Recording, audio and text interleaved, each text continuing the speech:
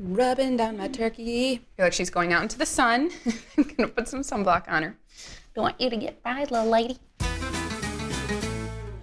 Hey, I'm Megan Mitchell, and I'm here in the Thrive Market Test Kitchen, and today I'm gonna show you how to make a turkey. Thanksgiving is upon us, and I'm gonna show you my tips and tricks for making a turkey, carving a turkey, maybe making some gravy, I don't know. But before I do, be sure to like, comment, subscribe. And if you're wondering what Thrive Market is, it's an online market that sells organic and non-GMO products. And guess what? Turkeys. Yeah, straight to your door.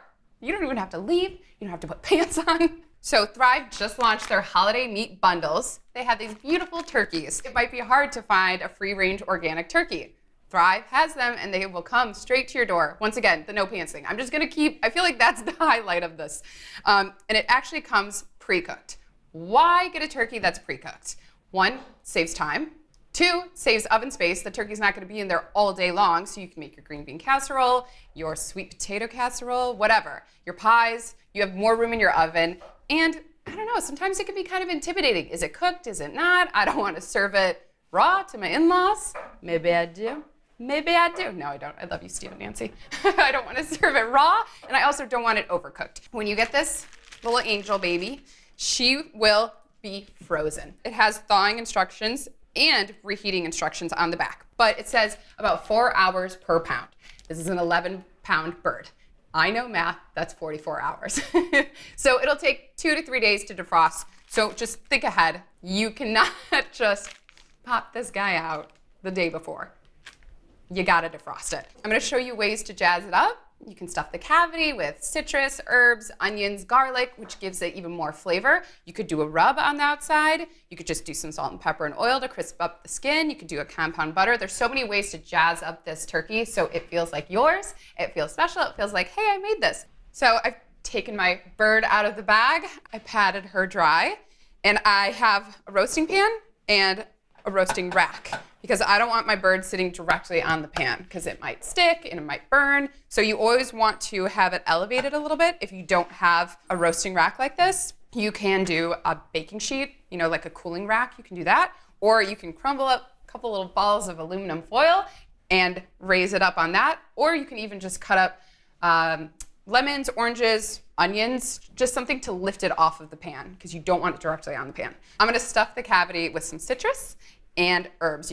And then it'll drip from the bird and it'll make a delicious gravy, a pan sauce that we can make into a gravy. So depending on how large your bird's cavity is, you can cut them into quarters or halves, just depending on how much room is in there. Boop. And then I have rosemary, thyme, and sage. Stuff that up. I feel like these are very Thanksgiving flavors. So now that I have some flavors inside, I have 2 cups of low-sodium organic chicken stock. I'm just adding that to the bottom of the pan to help start my gravy as well. So all of the drippings from this will go into here. And it also steams a little bit, so it gives it a little moisture. I have an herb butter mixture because I like butter and I like herbs. Same herbs that I used, rosemary, thyme, and sage. Room temperature butter. Slather this on some bread and bake it, and you got some delicious garlic bread, just saying. I'm done. And that's how you do it. No, just gotta plop her on there. You wanna pat the bird dry too before you do this, or it'll just slide right off. Clean hands, just gently massage the butter into the bird. So if you're wondering why I'm putting the butter on the outside, on the skin, instead of under the skin, if she was raw, I would put it under the skin. So that way it melds into the meat itself, but she's already cooked. And I don't want to mess up her skin. She's been taking collagen and she wants to look young. Okay, I'm not gonna mess up her skin right now. So I'm just putting it on the outside. It'll gently infuse. And if you want, you can also add like a little bit of this into the inside of the cavity too. It never hurts. Just season the outside with some salt and pepper. And like I said, when this bakes, some of the butter is gonna melt off. It's gonna form a delicious pan juice in the bottom, pan drippings. This looks great. I popped this in a 325-degree oven for about an hour and a half, hour 45. If it starts to get a little brown or a little crispy on any part, you can lightly tent it with foil till it's ready to go. This bird is still a little warm, so I'm gonna use 2 forks to move it over to my carving board. It looks great. It looks pretty. So before I start, I want to show you all of the pan drippings inside my roasting pan. I'm going to make a real delicious gravy out of that. All right, this seems a little intimidating, but I'm going to show you the way that I like to carve it. What I like to do is I like to cut off the breast first, and then the wings, and then the leggies. So use the breastbone as your guide. Go to the side of it. So this comes out in one chunk. And I like to cut the breast this way because everyone gets a little piece of skin. Everyone gets a little bit of the breast. So this is my way that everyone gets a little bit of the crispy, delicious skin and a bit of the white meat. So just cut it like that. Just take this, get under here, and just put it on the platter. And if you don't want to feel rushed and you're carving the turkey and everyone's waiting, I feel like that's like, everyone gets crazy. The turkey's out, they're like, give me food. So if you want, cook your turkey a little earlier, carve it. You can keep it in a pan. You can put it back in the roasting pan with the juices, and then you can keep it in your oven at a very low temp, like 200, 220, and it just keeps it nice and moist and warm, so you're not rushing and carving and you lose a finger or something like that. So, I don't know, give it a try. If you don't want to be rushed, you want to take your time, you want it to look really pretty. On to the next breast. Do the same exact thing. Like I said, use the bones and the cartilage as your guide. They're kind of guide your knife where to go. Just cut it into pieces. I immediately want a turkey sandwich because that's my favorite part about leftovers. Like think about, while I'm eating Thanksgiving dinner, I'm like, ooh, I'm gonna eat a sandwich. I'm gonna make some soup. All right, now I'm gonna take off the wings. I'm switching utensils. I'm going to scissors. This is where you have to get down and dirty. So just take the wingtips off.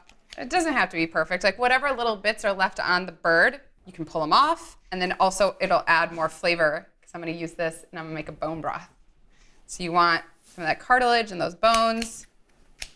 But scissors just help you get into the areas that maybe it's a little tricky to do with a knife. Now, I don't know, some people don't put the wingtips on or the wings, sometimes they do. It's my grandma's favorite part, so I always include it for you little bisky. Now we're going to the legs. Remove this little part. And you can see all of these amazing aromatics in here. Oranges and lemons, rosemary. You can discard these. They're no longer of use to us. I no longer need you. You did a great job. Now this one's for me. Just put that one on my plate.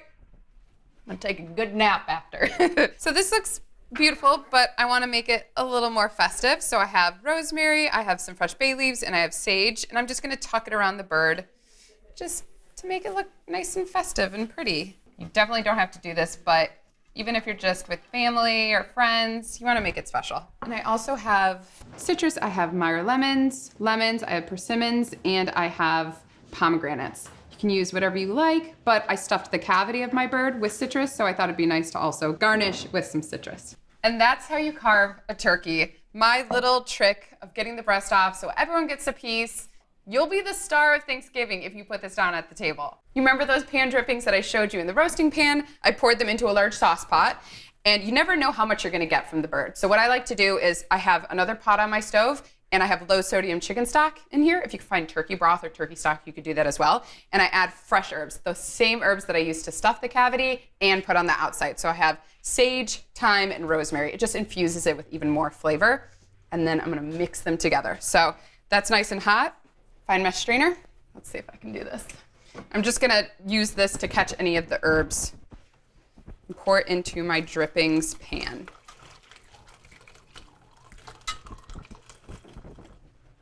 And that's my gravy. I'm just kidding. They're like, it's really watery, Meg. It's really loose.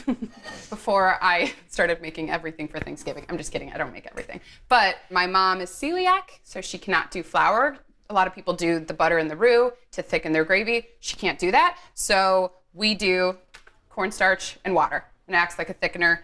And the thing about cornstarch, the slurry, first of all, you need to make a slurry. You can't just pour cornstarch directly in there. It'll glob up and won't work. So you want to take cold water and you want to add the cornstarch, and this is the slurry. And the other thing about cooking with cornstarch, it has to come to a full boil for it to fully activate and to thicken. So if you add it and it's not boiling, you're like, it's still super loose. It's like, well, you got to give it a second. because it'll thicken up real quick. So whisk. This is at a simmer. I'm gonna whisk and I'm gonna slowly add in my slurry a little bit at a time, and then you will feel it start to pull on the whisk. And you'll feel it and you're like, okay, I think it's ready. I think it's ready. And then you can always add more. I wanna whisk. I'm also not left-handed, so this is a little hard for me. But you wanna whisk while you're adding the slurry so you don't get any lumps or clumps. And then we'll bring this to a boil and let it fully thicken. And at this point, you can season with some salt and pepper.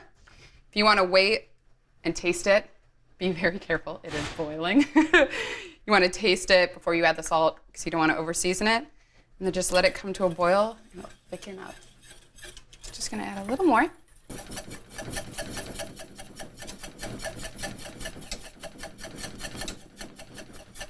Oh yeah, I can feel it. I can feel the way that it pulls on my whisk that it's thickened. And that's my foolproof way to make gravy. It's gluten-free. You don't have to worry about lumps because I feel like sometimes with a roux you can get some lumps. There's no weird packaged gravy or jarred gravy. You know exactly what the ingredients are that you're putting in it. And I hope you make it. I hope you have a great Thanksgiving. You can find all the products that I used and the turkey at thrivemarket.com/prepschool. Happy Thanksgiving. But now that I have this orange, oh my God, it's not an orange, Megan, it's a lemon. You want to take cold water over the canyon, and that will get you into Beverly Hills. LA jokes, woo! Thanks, guys.